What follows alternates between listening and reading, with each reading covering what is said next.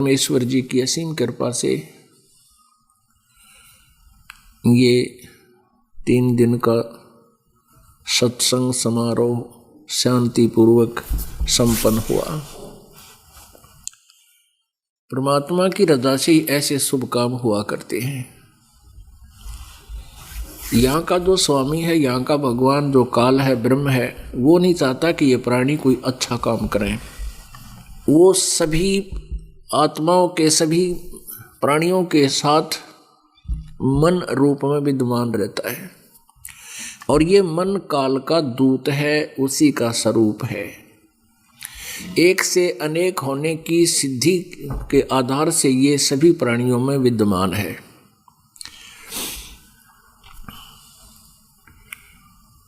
और ये मन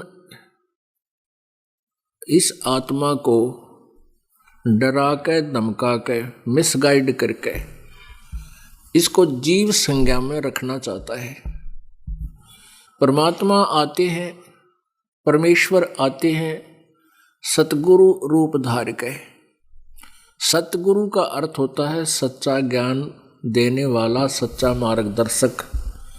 जब तक सतगुरु हमें नहीं मिलते तो हम काल के जाल को समझ नहीं पाते और इस काल के अरहट जैसे कुएं में हम ऐसे ही घूमते रहते हैं। कभी जन्म होता है, फिर मृत्यु होती है, फिर जन्म होता है, फिर मृत्यु होती है।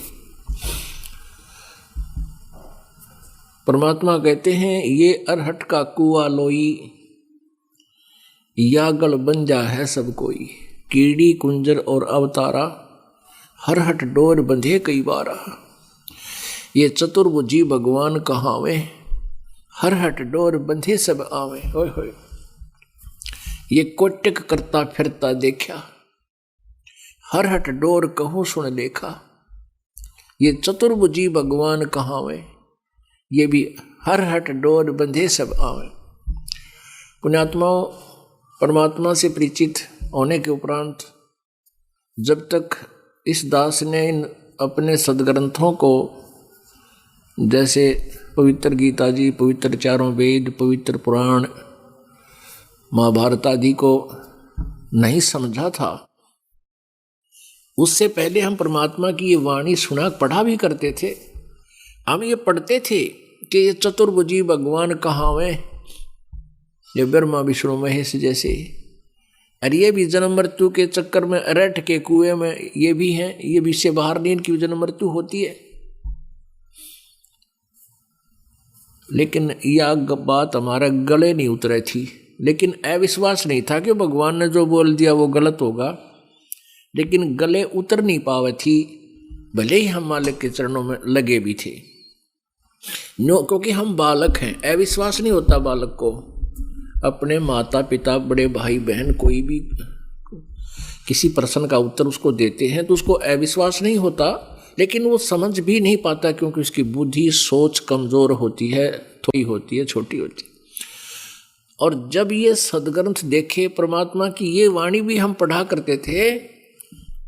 कबीर, वेद मेरा भेद है, मैं ना वेदन के माही, और जौन वेद से मैं मिलूं वो वेद जानते नहीं।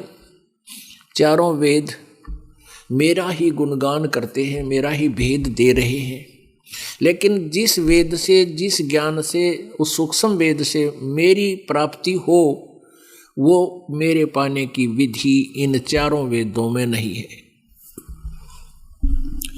यजुर्वेद अध्याय नंबर 40 के श्लोक नंबर 10 से लेकर 13 में वेद ज्ञान दाता ब्रह्म स्वयं कह रहा है कि यथार्थ ज्ञान, कोई तो परमात्मा को जन्म लेने वाला कहता है साकार में, कोई कहता वो जन्म कभी लेता ही नहीं। ये ज्ञान तो तत्वदर्शी संत विस्तार से बताएंगे, उनसे सुनो। इसी प्रकार पवित्र गीता जी अध्याय नंबर 4 के श्लोक नंबर 34 में कहा है कि वो तत्व ज्ञान, पूर्ण परमात्मा के विषय में जो जानकारी है उसको तत्वदर्शी संत बताएंगे, उनसे सुनो, उनसे पूछो। इससे सिद्ध है कि वेद ज्ञान और गीता ज्ञान इनकम्प्लीट है, कंप्लीट नहीं है।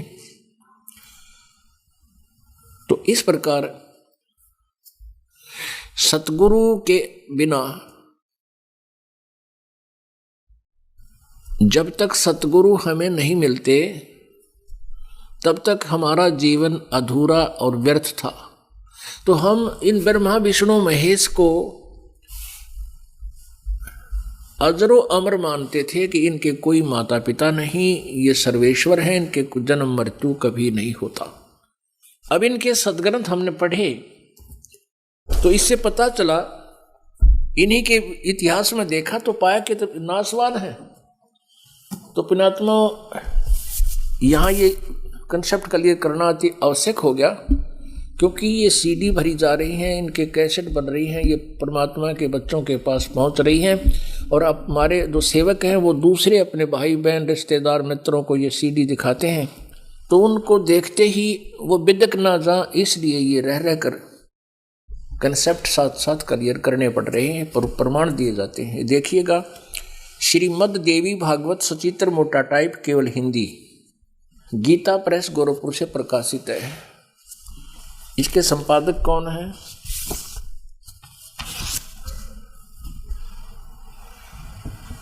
संपादक है हनुमान प्रसाद पोदार चिमनलाल गोस्वामी। और ये कहां से प्रकाशित है? प्रकाशक में मुद्रक है गीता प्रेस गोरखपुर, गोविंद मन कार्यालय कोलकाता का संस्थान। फोन नंबर इतने इतने। इसके 123 पृष्ठ पे, पृष्ठ नंबर 123, तीसरा स्कंध, दुर्गा पुराण का, शक्ति पुराण, देवी पुराण भी से कहते हैं। भगवान विष्णु जी अपनी माता दुर्गा जी की महिमा स्तुति कर रहे हैं और बता रहे तुम शुद्ध स्वरूपा हो, ये सारा संसार तुम इसे उद्भासित हो रहा है। मैं ब्रह्मा और शंकर, विष्णु जी कह रहे हैं, हम सभी तुम्हारी कृपा से विद्यमान है। हमारा आविर्भाव माने जन्म और तिरोभाव माने मृत्यु हुआ करता है। हमारा तो आविर्भाव और जन्म और मृत्यु हुआ करता है। केवल तुम ही नित हो, जगत जननी हो, प्रकृति और सनातनी देवी हो।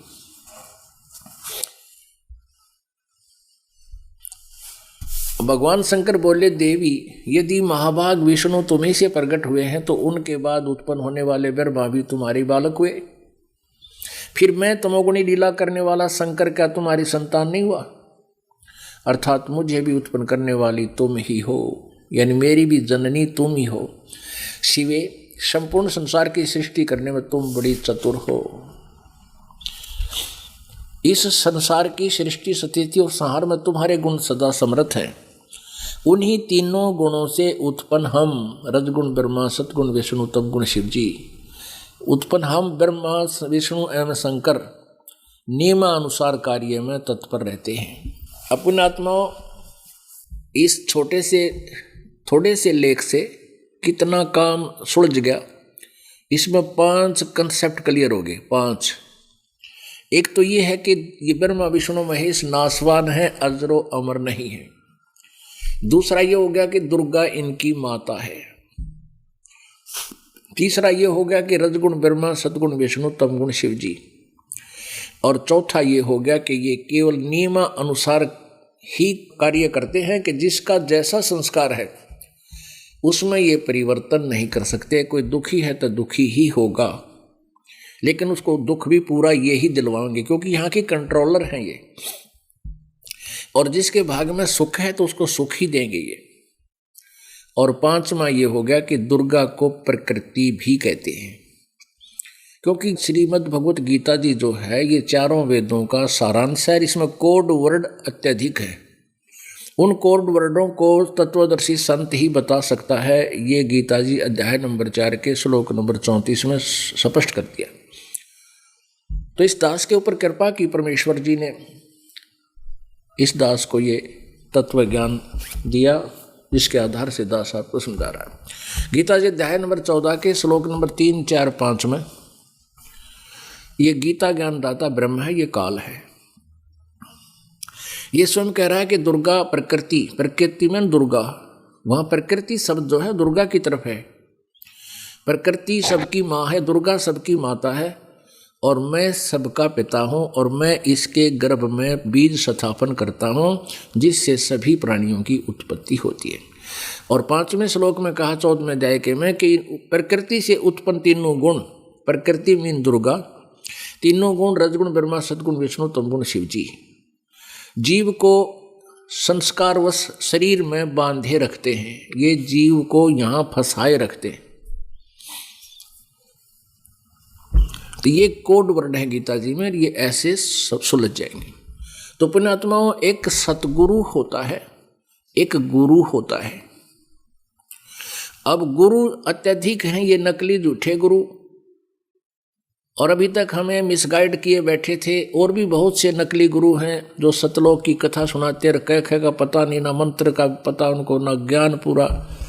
तो ऐसे नकली गुरु भी होते हैं, लेकिन इसलिए सतगुरु कहलाते हैं वो परमात्मा जो स्वयं यहाँ प्रकट होते हैं। और एक सतगुरु यानी गुरु की, वैसे यदि ये नकली गुरु ना होते तो सतगुरु शब्द की आवश्यकता नहीं थी, क्योंकि गुरु का अर्थ ही टीचर होता है जो ज्ञान दे, लेकिन ये नकली है तो गणे हैं, इसलिए सतगुरु की आवश्यकता, सतगुरु लगाना पड़ा। तो परमात्मा गरीबदास साहिब जी को मिले, उन्होंने भी परमात्मा की महिमा कलम तोड़ उन्हीं की कृपा से कहा, सुनाई, बोली, लिखी।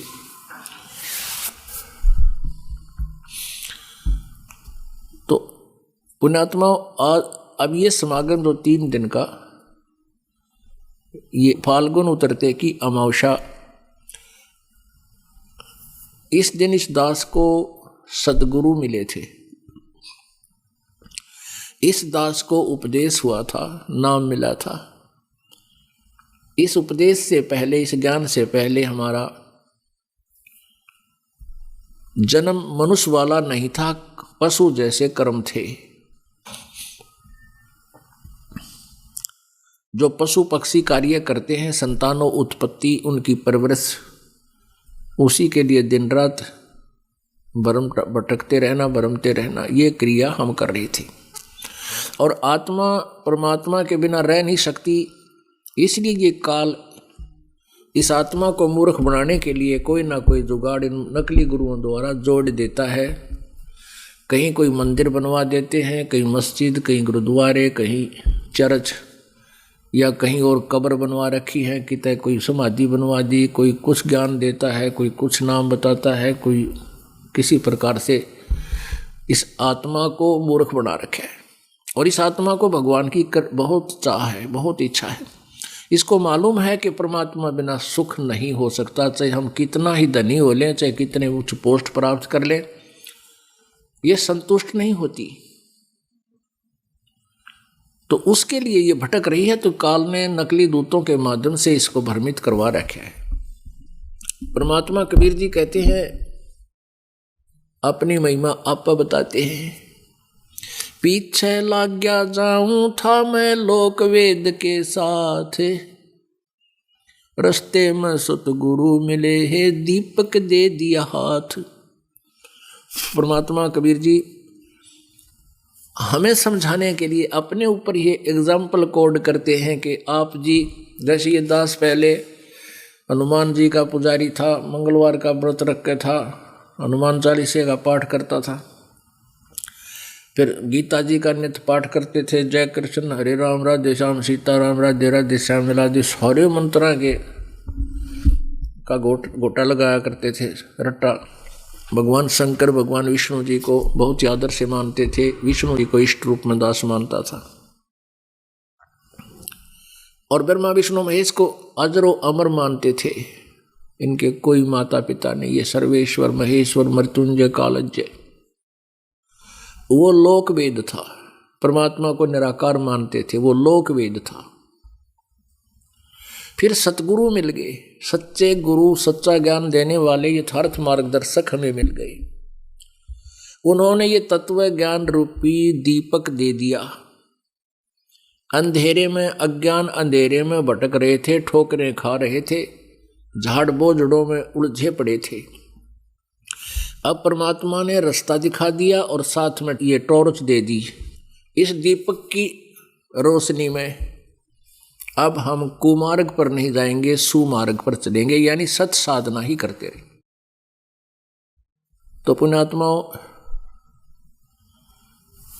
सतगुरु, जिस दिन सतगुरु यानी गुरु मिला, अपने नाम उपदेश मिला, वो आपका मनुष्य जीवन प्रारंभ होता है। आत्मा का उस दिन से जन्म माना जाए, इस शरीर का वहां से सदुपयोग शुरू होता है। जा दिन सतगुरु भेंटिए, 100 दिन लेखे जान, और बाकी समय गंवा दिया बिना गुरु के नाम।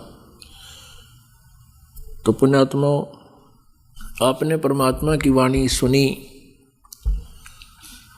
सतगुरु के उपदेश का लाया एक विचार, जय सतगुरु मिलते नहीं जाते नरक द्वार।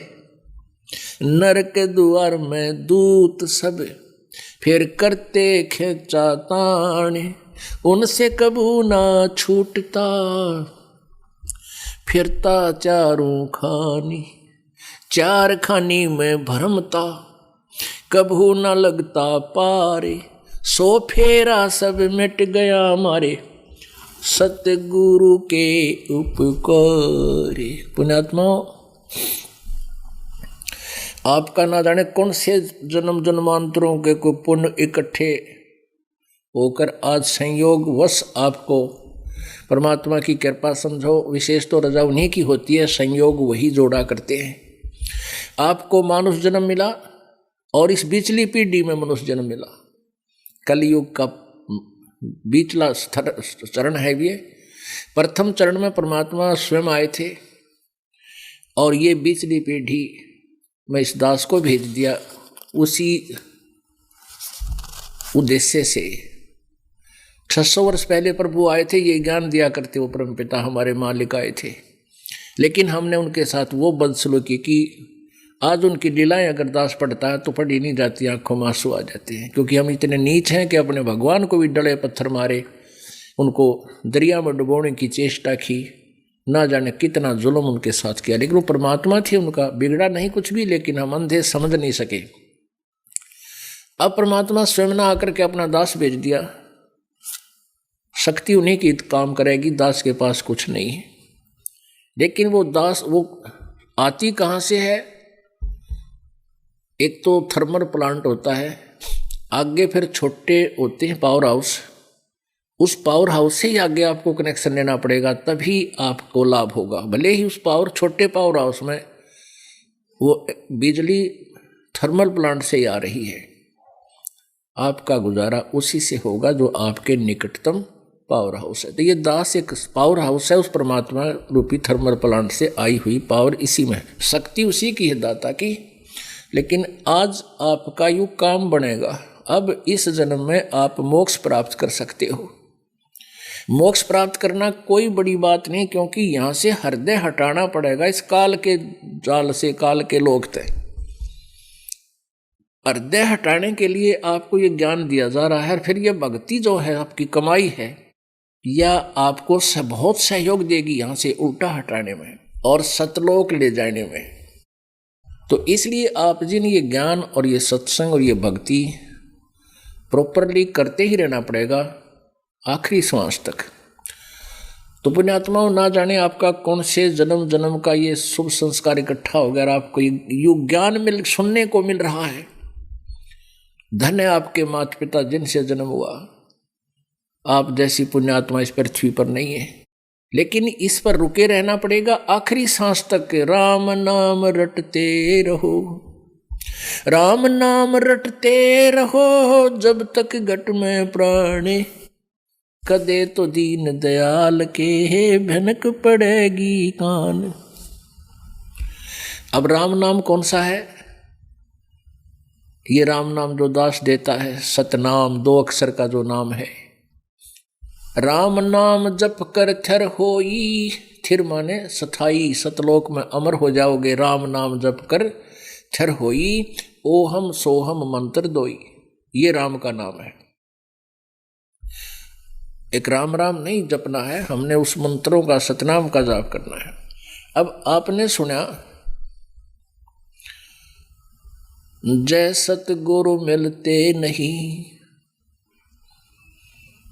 जाते नरक दुआरे, नरक द्वार में दूत सब करते खेचा ताने, उनसे कभू न छूटते फिर फिरते चारों खाने।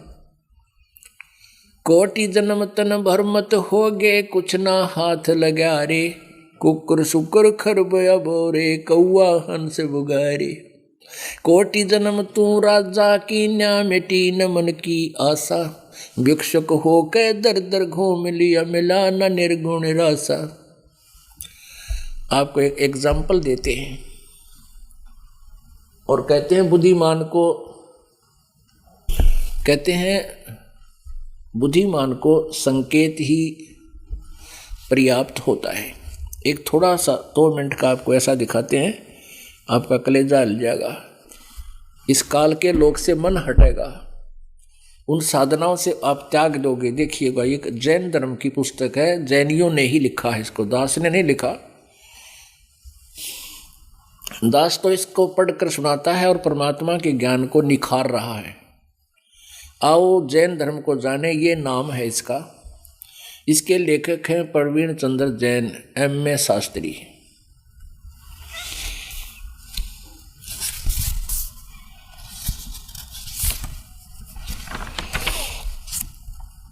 आओ जैन धर्म को जाने, ये पुस्तक है।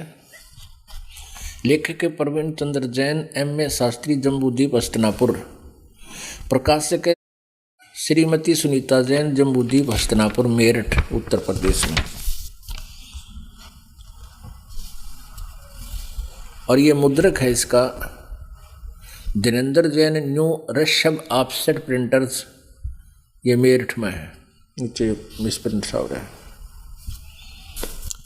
इसके 293 से हम शुरू करते हैं। थोड़ा हिंट सा देंगे, इसमें ज़्यादा नहीं पड़ेंगे। 293 पृष्ठ है। विशेष प्रकरण, आओ जैन धर्म को जाने। श्री महावीर, प्रश्न है श्री महावीर भगवान के अन्य कौन कौन से नाम हैं? उत्तर 5 नाम हैं। 1 वीर, अतिवीर, सम्मति, महावीर, वर्धमान। ठीक है, अब यहाँ आते हैं 294 पृष्ठ से। श्री महावीर भगवान का जीवन का कथन कहाँ से प्रारंभ होता है? पुरुरा नामक भील की पर्याय से। पुरुरा भील कौन था और उसने क्या किया?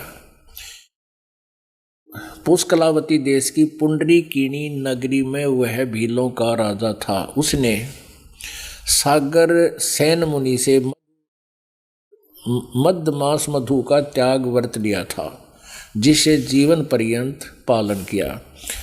श्री महावीर भगवान का जीव पुरुरा भील की पर्याय माने जीवन शरीर से कहाँ गया?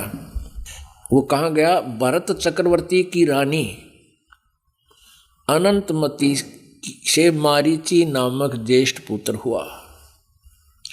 मारीची की पर्याय से महावीर भगवान का जीव किस पर्याय में गया? ब्रह्म स्वर्ग में देव हुआ। अब इसमें थोड़ा सा यहाँ लिंक करना पड़ेगा। एक पुस्तक और दिखाते हैं आपको।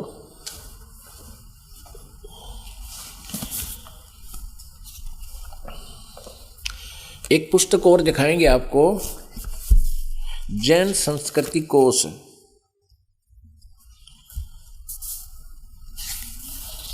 और जिससे आपका कंसेप्ट क्लियर होगा।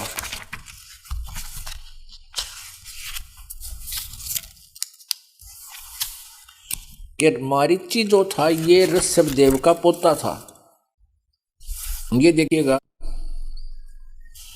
जैन संस्कृति कोश प्रथम भाग, जैन इतिहास संस्कृति कला पुरातत्व एंड तीसरे बुढ़े चित्र इनके बता। ये देखिएगा, जैन संस्कृति कोश, जैन इतिहास संस्कृति कला एवं पुरातत्व, प्रथम खंड। लेखक है प्रोफेसर भागचंद्र जैन, भास्कर। और ये कहाँ से छपा है? जैन संस्कृति कोश, जैन इतिहास संस्कृति कला एवं पुरातत्व, प्रथम खंड। लेखक प्रोफेसर भागचंद्र जैन। प्रकाशक प्रेम शंकर द्विवेदी। मानद निदेशक कला एवं धर्म शोध संस्थान B3333A1 new Saket colony BHU Varanasi, phone number इतने इतने। ये भागचंद्र जैन भास्कर मानद निदेशक, सम्मति प्राच्य शोध संस्थान, न्यू अटेंशन एरिया, 13 तुकाराम चाल, सदर नागपुर। ये यहाँ से छपा है, प्रकाशन यहाँ पर है, इसके प्राप्ति स्थान ये है इनका। अब ये पूरा देखो, ये पूज्य स्वर्गीय पूज्य पिता श्री गोरेलाल जी जैन एवं मातु श्री पूज्या तुलसा देवी जैन की पुण्य स्मृति में सादर समर्पित है। ये 1000 रुपये में खरीद दी थी हमारे को, 1,000 में 3, और इनके कुल 608 पृष्ठ इसमें हैं और उन दोनों में इससे कम है। तो ये जो है 1000 में 1, 3000 में दी थी उन्होंने हमारे तई। और इसमें है क्या, ये आप देखिएगा, इसके पृष्ठ 175 पर, इसके 175 पृष्ठ पर यह लिखा है कि ऋषभ के पौत्र यानी पोता, ऋषभ के पौत्र मारीची भरत के पुत्र को पुराण में वैदिक धर्म का प्रवर्तक माना गया है। ये वैदिक धर्म का जो ठेका ले रहे हैं, इसके विषय में ये क्लियर कर रहे हैं कि ऋषभ देव के पौत्र मारीची, जो अभी आगे दिखाओगे इसकी दुर्गति हुई मारीची की। ऋषभ देव के पौत्र यानी भरत के पुत्र मारीची को पुराण में वैदिक धर्म का प्रवर्तक माना गया है और यही मारीची जैन परंपरा में आगे चलकर महावीर वर्धमान बना। मारीची ही जैन धर्म में महावीर भगवान वर्धमान बने आगे चलकर। ये देखिएगा, जैन धर्म का विकास इतिहास, पृष्ठ नंबर 176 पर। जैन धर्म का विकास इतिहास। तीर्थंकर ऋषभ देव की जीवन घटनाएं। तीर्थंकर ऋषभ देव अंतिम कुलकर नाभिराज के पुत्र थे। उनकी माता मरु देवी थी। वे इक्ष्वाकु वंशी नाभिराज अयोध्या के एक लोकप्रिय राजा थे। कौन? नाभिराज जी। तरुण होने पर नाभिराज ने ऋषभ देव का विवाह सुनंदा और सुमंगला से कर दिया। सुनंदा ने तेजस्वी पुत्र बाहुबली और पुत्री सुंदरी को जन्म दिया और सुमंगला ने भरत सहित 99 पुत्रों और ब्राह्मी पुत्री को जन्म दिया। अब सुमंगला से तो 99 बेटे एक बेटी 100 संतान हुई और सुंदरी इसे सुनंदा से एक बाहुबली नामक पुत्र एक सुंदरी नामक पुत्री हुई। समय आने पर ऋषभ देव ने भरत को अयोध्या का, अपने पुत्र भरत को अयोध्या का, बाहुबली को तक्षशिला का और शेष युवराजों को उनकी योग्यता अनुसार राज्य सौंपकर संसार त्याग दिया और दीक्षा लेकर साधना में लीन हो गए। साधना काल में पाणिपात्री ऋषभ देव 1 वर्ष तक निराहार रहे, कुछ नहीं खाया। एक वर्ष तक कुछ नहीं खाया। बाद में बाहुबली के पौत्र श्रेयांश कुमार ने इक्ष्वाकु रस देकर यानी ईख का रस पिलाकर उनकी इस निराहार व्रति को तोड़ा। लगातार 1000 वर्ष तपस्या करने वाले मुनि ऋषभ देव के ने अंत में केवल ज्ञान प्राप्त किया। केवल ज्ञान है और धर्म देशना प्रारंभ की। धर्म देशना माने गुरु बन गए, दीक्षा देनी शुरू करी, चेले बनाने शुरू कर दिए। और प्रथम धर्म देशना, प्रथम चेला भरत के पुत्र मारीची को बनाया, मारीची को दी। पहली दीक्षा मारीची को दी, जो बाद में 24वें तीर्थंकर महावीर बने। अपने आत्मा आप समझदार हो, इसमें घना रागड़ करने की जरूरत को ना, इतना ही काफी है समझदार के लिए। एक तो वैदिक धर्मालय का अंत आ जाएगा इसमें। यो मारीची ही ऋषभ देव जी से नाम लेकर, ऋषभ देव जी ने 1000 वर्ष तक हठ योग किया, जो कि किसी भी शास्त्र में करने का नहीं बता रखा। गीता जी अध्याय नंबर 17 के श्लोक नंबर 5-6 में इस हठ योग के विषय में क्या बताया है देखिएगा। यह है श्रीमद् भगवद गीता और अध्याय नंबर 17 का और श्लोक नंबर 5 देखो। अब यहाँ 5 है, जो मनुष्य शास्त्र विधि से रहित केवल मनमाना कल्पित घोर तप को तपते हैं।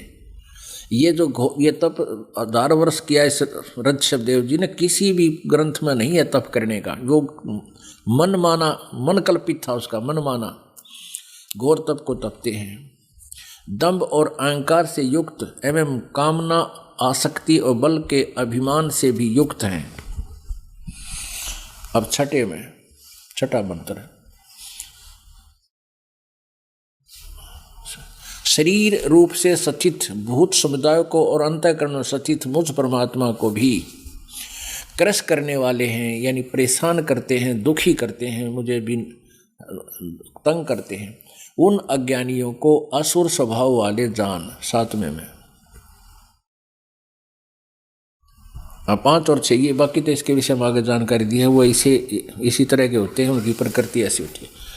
तो अब क्या बताया है कि जो शास्त्र विधि को त्याग कर मन माने घोर तप को तपते हैं, वो आपने पढ़ लिया वो किस प्रकार के होते हैं। तो ये तप नहीं, ये साधना हठ योग किसी भी शास्त्र में नहीं किया।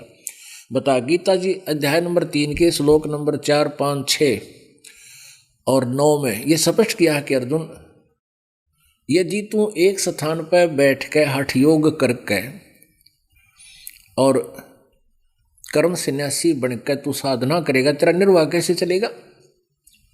इसलिए तू युद्ध भी कर, मेरा सिमरन भी कर। ऐसे सूक्ष्म वेद में परमात्मा ने बताया, नाम उठत नाम बैठत नाम सोवत जागबे, नाम खाते नाम पीते नाम से ती लागबे। अब एक तो ये क्लियर हो गया, वैदिक धर्म का प्रवर्तक यो मारीची था और जैन धर्म के प्रवर्तक ऋषभदेव जी। ऋषभदेव जी का पौत्र भरत का बेटा मारीची। मारीची को ऋषभदेव जी ने सबसे पहला चेला बनाया और प्रथम चेला तो, क्योंकि ऋषभदेव जी ओम नाम का जाप जपते थे। पहले ये और मंत्र कोई नहीं थे, मनमुखी वेदों अनुसार ही साधना वो किया करते, लेकिन ये हठ योग जो करते थे तब ये गलत करते थे। ये कहाँ से ग्रहण हुआ? जब ब्रह्मा जी कमल के फूल पर बैठा था, जब ये युवा था और कमल के फूल पर बैठाकर काल ने सचेत कर दिया, इसने पता नहीं मैं कौन हूँ, कौन मेरा माता पिता, कहाँ मेरा जन्म हुआ। तो इसलिए सोचा अब क्या करूँ, अब जल्द ही जल्द दिखा था कमल के फूल पर। तो उस समय आकाशवाणी हुई कि तप करो तप करो। ब्रह्मा जी ने 1000 वर्ष तक तप किया, फिर कहा सृष्टि करो सृष्टि करो। अब कहते हैं पहले तप करा कर बैटरी चार्ज करवा लेता काल, और फिर इनको एटम बम बनवा लेता है, इनमें सिद्धियाँ आ जाती हैं। फिर एक दूसरे को दुखी करके, ये परेशान करके, आकाश में उड़न की सिद्धि आ गई, किसी का वचन कुबोल बोल दे उनको हानिकरण की सिद्धि ले ली, अपना भी विनाश और उनका विनाश। और दूसरा ये, तो जिस कारण से ये कहाँ गया, पहले ब्रह्मलोक में गया। ओम नाम के जाप से ब्रह्मलोक प्राप्त होता है। गीता जी अध्याय नंबर 8 के श्लोक नंबर 16 में कहा कि ब्रह्मलोक पर्यंत भी ये पुनर्वृत्ति में है, वहाँ गए हुए प्राणी भी फिर लौटकर संसार में आते हैं। अब देखते हैं वो आओ जन्म जैन धर्म को जाने। अब देखो ये पुस्तक फिर दोबारा से, आओ जैन धर्म को जाने, ये पुस्तक हम आप जी पढ़ रहे हैं और हमने यहाँ से पढ़ा है। पीछे पढ़ते पढ़ते हम यहाँ लिए 294 पे। श्री महावीर भगवान के जीवन का कथन कहाँ से प्रारंभ होता है? पूर्वा नामक भील की पर्याय यानी शरीर से। ये पूर्वा भील कौन था? ये मारीची पहले ये भील था, ये कौन था? पुष्कलावती देश की पुंडरीकिणी नगरी में यह भीलों का राजा था। उसने सागरसेन मुनिराज से मधु मांस मद का त्याग व्रत लिया था, जिसे जीवन पर्यंत पालन किया। श्री महावीर भगवान का जीव इस पुरूरवा भील के शरीर से कहाँ गया? पर्याय माने शरीर से। पहले सौधर्म स्वर्ग में एक सागर की आयु वाला देव हुआ। पहले स्वर्ग के बाद श्री महावीर भगवान का जीव किस पर्याय यानी शरीर में गया? भरत चक्रवर्ती की रानी, भरत ऋषभदेव का पुत्र, सुमंगलासा का प्रथम ज्येष्ठ पुत्र, अंतमती से मारीची नामक ज्येष्ठ पुत्र हुआ। भरत का पुत्र हुआ। मारीची की पर्याय से महावीर भगवान का जीव किस पर्याय में गया? यानी मारीची ने ऋषभदेव जी से नाम लिया, जो जैन धर्म का प्रथम प्रवर्तक है, यानी प्रवर्तक है और प्रथम तीर्थंकर है। उससे उपदेश दिया मारीची को। अब मारीची की फिर आगे के दुर्गति हुई। ओए होए, ऋषभदेव से नाम प्राप्त करके, प्रथम तीर्थंकर से नाम प्राप्त करके के दुर्गति हुई। ब्रह्म स्वर्ग में देव होया। ओए होए, ब्रह्मलोक में चला गया।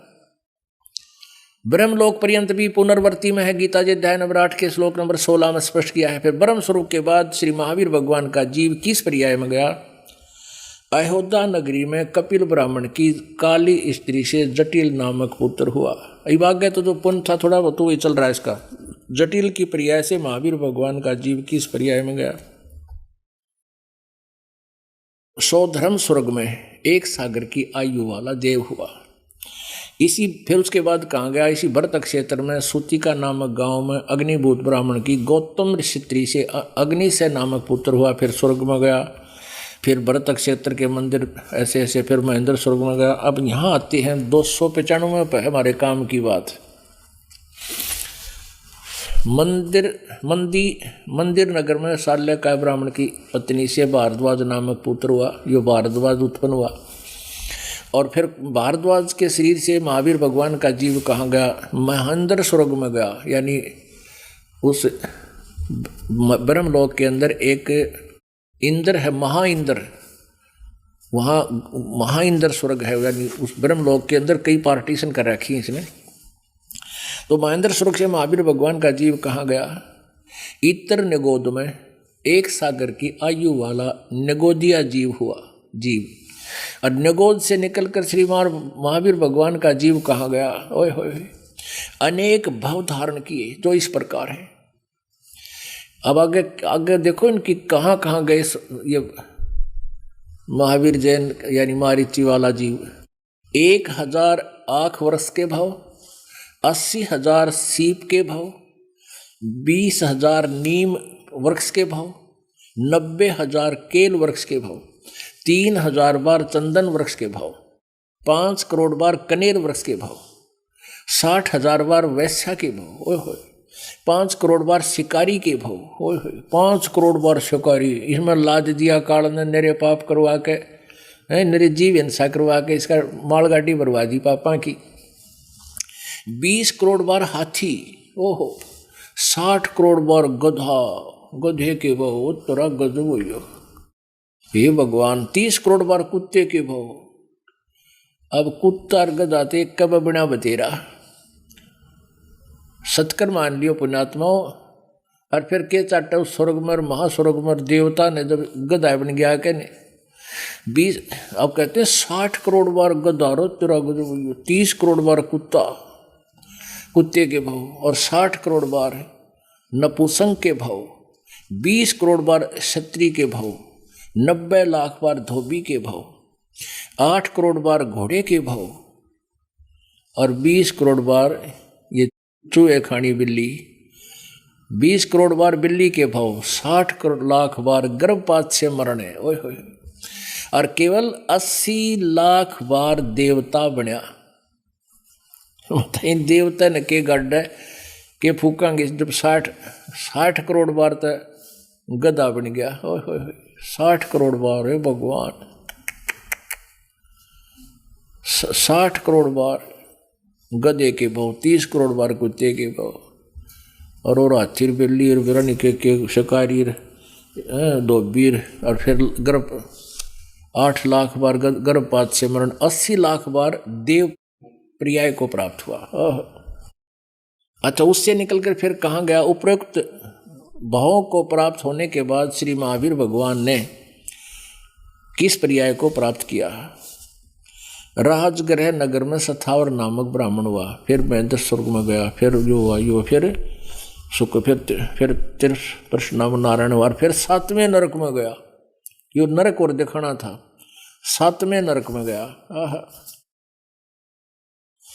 और 296 पे 295 94 294 आपने पढ़ दिया। 96 पे फिर कहाँ गया? सिंहगिरी पर्वत पर फिर शेर बना, सिंह बना, और पुनः फिर नरक में गया। आगे हम घना न दिखा, लास्ट में दिखावाएंगे। 7वें स्वर्ग में देव हुआ, फिर पुत्र हुआ, फिर माँ शुक्र देव हुआ, फिर क्या है यहाँ आ जाते हैं। फिर हम जम्बूदेव के छतरपुर नगर में नंदीवर्धन राजा की वीरवती रानी से नंद नामक पुत्र हुआ। नंद का जीव कहाँ गया? पुष्पोत्र विमान में देव हुआ। तदनंतर 24वें तीर्थ कर श्री महावीर भगवान हुए। और इस महावीर भगवान ने श्री महावीर भगवान के जीव ने कितने पाखंड मत चलाए? 363 पाखंड मत चलाए। पुण्यात्माओं, इस दास के प्रयत्न को आप जी ने नेगेटिव सोच से नहीं सोचना चाहिए। ये दास आपका हितैषी है, पूरे मानव समाज का। हमसे पहले जो गलतियां बनी, हम भी ना जाने कितनी बार गधे बने, कितनी बार कुत्ते बने। हमारे भगवान कहते हैं कोटि जन्म तन परमत बरमत हो गए, कुछ ना हाथ लगा रे। कुकर सुकर खरबा बोने बोरे, कौआ हंस बगारे, कुत्ता गधा सुअर बना, पक्षी बना, ना जाने कितने दुख तूने भोग लिए। हमने ये देखना है कि ऋषभ देव जी एक महान आत्मा थे, और ऋषभ देव जी वेदों अनुसार साधना करते थे।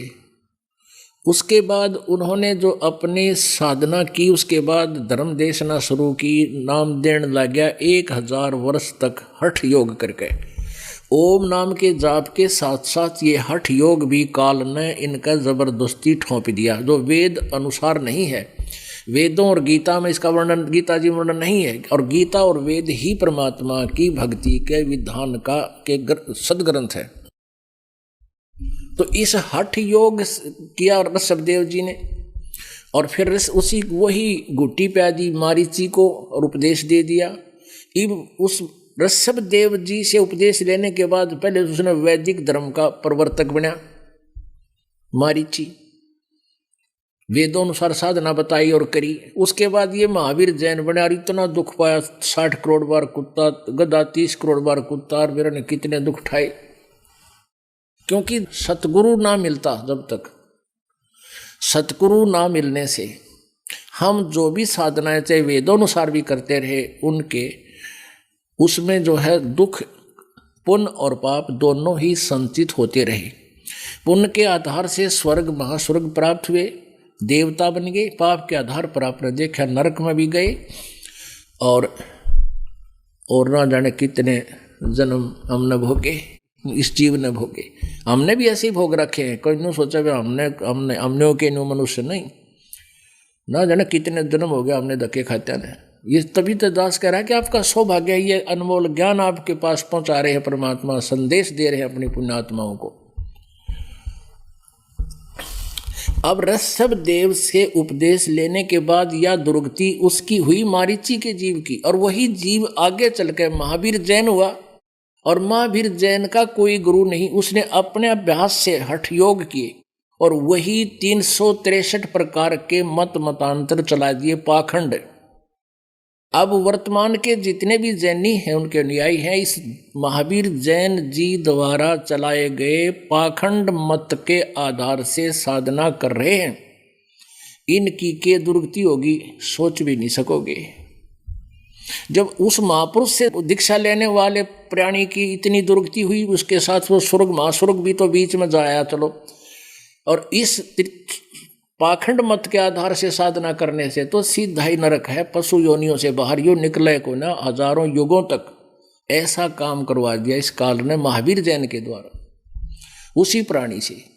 वैदिक धर्म इसी से चलवाया और जैन धर्म का आखिरी लास्ट तीर्थंकर ये बनकर ये पाखंड मत इसी से चलवा दिया। अब ओए होए, जय सतगुरु के उपदेश का, ओए होए, कलेजा बार को आता पुण्यात्माओं, जब सतगुरु ना मिलते आपका तो बेरा नहीं, पृथ्वीदास का कलेजा हिल जाता है। ये परमात्मा, ये 17 फरवरी 1988 और फाल्गुन अमावस्या 1988 वाला दिन दास को ना मिलता, क्या दुर्गति होती। उपदेश के बाद देखते हैं कुत्ते की टांग टूट रही है, बाहर सर्दी के मौसम में बाहर गली में पड़ा है, कोई पट्टी बांधने वाला नहीं, ऊपर से भूख लगी है, ऊपर से कोई लठ मार रहा है। एक कुत्ते के जीवन ने देख ले कलेजा हिल दो, जिसकी भांग का नशा उतर गया। कबीर ये माया अटपटी सब गट आन अड़ी, किस किस को समझाऊं या कुएं भांग पड़ी। इसने काल के कुएं में भांग डाल रखी, हम सब पी के मस्त हो रहे हैं। इस नकली सुख को सुख मान के बेटा बेटी कार को ठीक कहती, तो भांग के नशे में तुम बच्चों वाले खिलौने खेल रहे हो, आगे ना जाने के दुख देगा तुम्हारे को। तो क्या बताते हैं,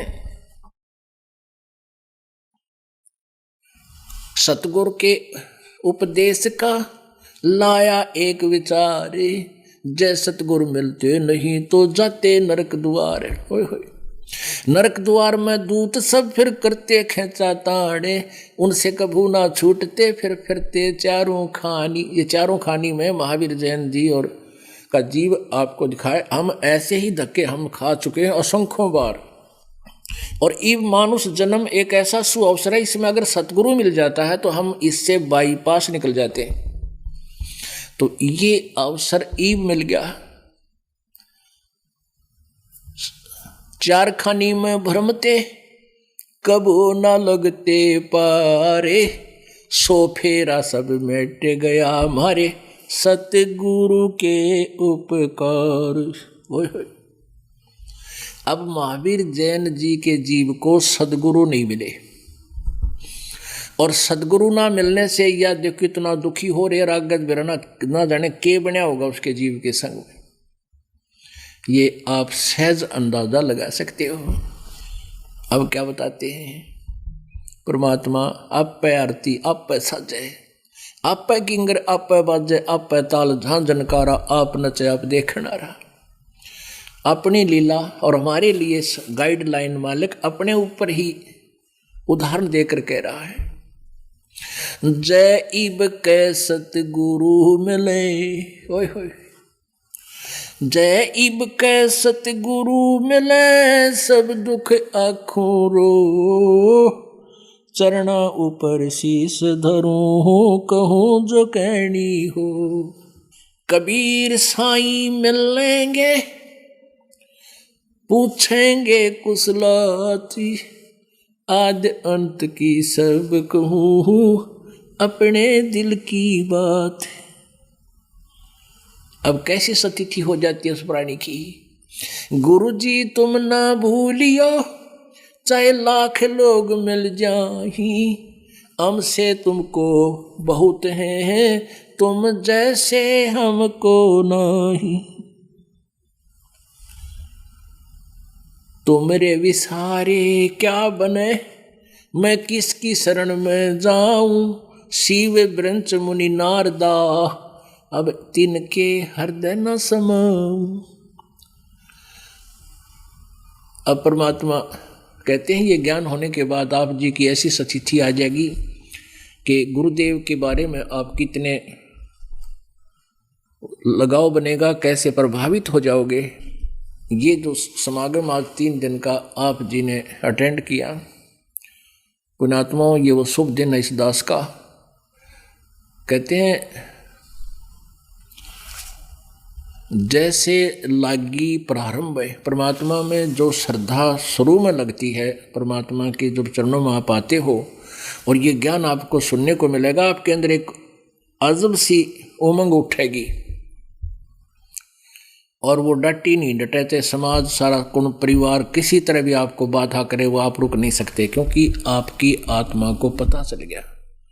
क्या पता चल गया कि यदि आज मैं लोक लाज मान के और घर वालों की या रिश्तेदारों की दाब में मान के और ये आन उपासना जो हम कर रहे हैं ना, ये त्यागनी पड़ती है। और इसके लिए काल प्रेरणा कराता है कोई रिश्तेदार से, घर वालों से, पड़ोसियों से, तुम ये क्या कर रहे हो, तुमने देवता छोड़ दिए, फलाना कर दिया।